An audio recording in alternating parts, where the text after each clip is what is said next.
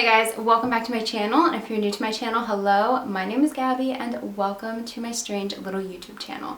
Now I am back with another old Hollywood video. I know that's why a lot of you guys are subscribed to me, so I'm back with another one today, and this is a very strange case. I can guarantee that about 98% of you have never heard of this story because I had never heard of it, and I have been on every single website that talks about strange old Hollywood deaths, and I never came across this one until about 2 weeks ago when I was reading about it in a book. The book that I read about it in is this one right here, which is Dangerous Curves Atop Hollywood Heels, and it's basically about 14 silent film actresses and their rise and fall from fame. It's really interesting if you like strange old Hollywood stories and reading about people's lives, and especially silent film actresses and kind of what they went through with being a famous actress and how everything kind of unfortunately fell apart. If that would interest you, I definitely recommend this book. I also want to mention before I get into the story that the woman that this story is about is buried in Woodlawn Cemetery, and if you are an OG subscriber of mine, you know that Woodlawn Cemetery is by far my favorite cemetery.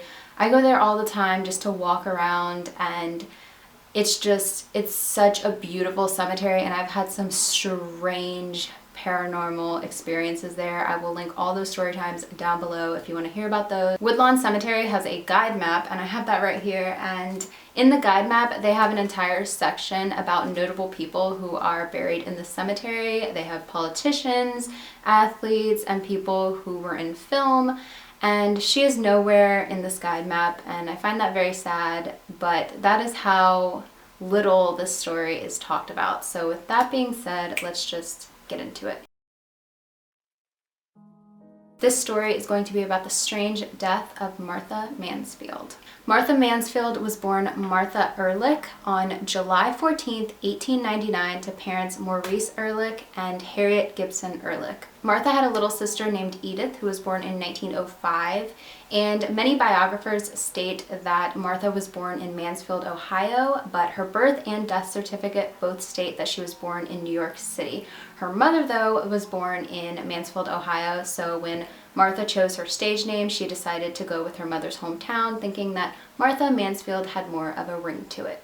Martha was a very driven person. Once she had a goal in mind, she definitely would do anything to try to achieve that goal. And at the age of 14, she decided that she was going to do anything she could to become an actress. In 1912, she tried out and won the role for the Broadway production of Little Women, and she was on her way to stardom. She started dancing and she started modeling as an artist model, which is what a lot of young women did in the day who wanted to kind of further their careers. She was an absolutely amazing dancer, and she starred in musicals on Broadway, and then she signed with S&A Studios and made 3 films in 1917. Then in 1918, she became a part of the Ziegfeld Follies, which was a huge theatrical production on Broadway in the New Amsterdam Theater. If you don't know much about the Ziegfeld Follies, it was from 1907 to 1931. It was basically a group of young women that wore these amazing costumes and would dance and put on these huge shows for the audience. A lot of actresses started out as Ziegfeld Follies. It was a pretty big deal. She was also included in the Midnight Frolic, which was the Ziegfeld Follies after show. It was a little bit more risque, and only the best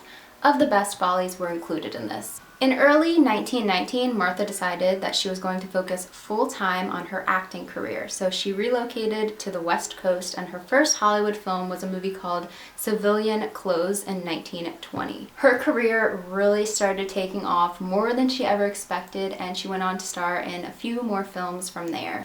Her most popular role was definitely that of Millicent in Dr. Jekyll and Mr. Hyde, starring alongside John Barrymore in 1920. From 1920 to 1923, she was signed with Selznick Pictures, and she made a few films with them and then began touring again and appearing on stage, and she was definitely a hard worker. She did not stop at any time. And then in 1923, her contract with Selznick Pictures was up, and she signed with Fox Studios and made a few films with them that did pretty decently at the box office. Then the frightful day of November 29th, 1923 rolled around. On this day, Martha was filming in San Antonio, Texas in a film called The Warrens of Virginia. In this movie, she played Agatha Warren, and her costume was Civil War attire, so she had this tight corset on that went into this big fluffy hoop skirt. After her takes for the day were done, Martha decided to sit down in the back of her limo, when all of a sudden, not even a few moments into her break,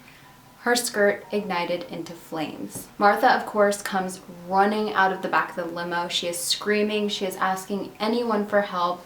Her co-star, Wilfred Lytle, comes over. He throws his overcoat over her, and her chauffeur comes over and is trying to get the skirt off of her, and he burns his hands really badly in the process. She was rushed to the hospital. They had a lot of hope that she was going to make it through. They told her that within no time she'd probably be back in her hotel, but within 24 hours, she passed away due to burns on all extremities, general toxemia, and suppression of urine. She was 24 years old at the time of her passing. This is a death that, for the life of me, I cannot seem to piece together exactly what happened. And most people who research into this case have the same exact problem also. Nobody can figure out what occurred to ignite her skirt into flames. We do know that her skirt was supposedly lit on fire from a lit match. Now, I always say this, that if you're researching into older cases, the best thing you can do for the most legitimate details of what happened is look at newspapers that came out like the day after, because there's not a lot of time frame for there to be rumors and speculations made, so most of those are pretty spot on to what actually happened. But there were a lot of newspaper articles about this story, and they all say completely different things. Like, nobody can figure out what happened. There's two main stories though, and the first one is that Martha decided after her takes were done that she was going to go in the back of her limo with a few friends, and one of them lit a cigarette, and while he was lighting the cigarette, the match fell and lit her skirt on fire. The second story is that she went in the back of her limo by herself, nobody was with her, and then somebody from outside the limo threw a match inside. There's a lot of speculations that if it was somebody outside the limo, that they possibly did it on purpose to try to harm Martha or to try to ruin her career. But why would she light a match? You're probably like, well, she was probably lighting a cigarette. That's the obvious thing to think. But the weird thing about that is that her friends and family claim that she hated smoking. She wouldn't have even been around anybody who was lighting a cigarette in the limo. Martha's mother was quoted saying, "Martha often told me that smoking made her very uncomfortable and that she really didn't care for it. In fact, she seldom used cigarettes except when they were called for in a picture, and even then they made her feel ill. I can never believe that she lighted a cigarette if she was, as they tell me, sitting quite alone in her car. If it was a match or a cigarette that set my poor darling's dress on fire, it was not of her own lighting. Of that I am positive." There are so many rumors and gossip surrounding this case, and as time went on, more and more developed. If it was somebody else who lit the cigarette, they never came forward. They never hopped out of the limo to try to help. They never said that they were sorry and it was an accident. Nobody ever said anything. The conspiracies go on and on in this case. Nonetheless, her death was very tragic, and her death really affected a lot of people in Hollywood. A lot of people showed up to her funeral to say goodbye, and she was buried, like I said, in Woodlawn Cemetery in the Bronx. There was even more bad luck surrounding this film though. In San Antonio, a huge storm came through and nearly destroyed the entire set, but they still kept filming, and when they finished the film, they cut down Martha's part to basically nothing. She went from being a lead role to being a character lost in the background of the film, which I don't know about you guys, but I find that so disrespectful and so upsetting, considering that this young woman died while working on this film. In my opinion, Michael G. Ankrig puts it best when he says that Martha was someone who was in the middle of living her dream and was awoke to the reality of life's sometimes cruel twists of fate. So I know that this isn't a super long video. I kind of just got straight to the point, but that's what it is. That is the story of Martha Mansfield, and it is a very sad story in my opinion. I have researched as much as I can into this case, and I still can't piece together really what happened. I wish that I had access to archives in Los Angeles or San Antonio, but unfortunately I don't. I'm just going off of what's on the internet. There is huge speculation that somebody on set did not like Martha and that they knew that she was alone in the back of the limo and threw in the match to try to sabotage her.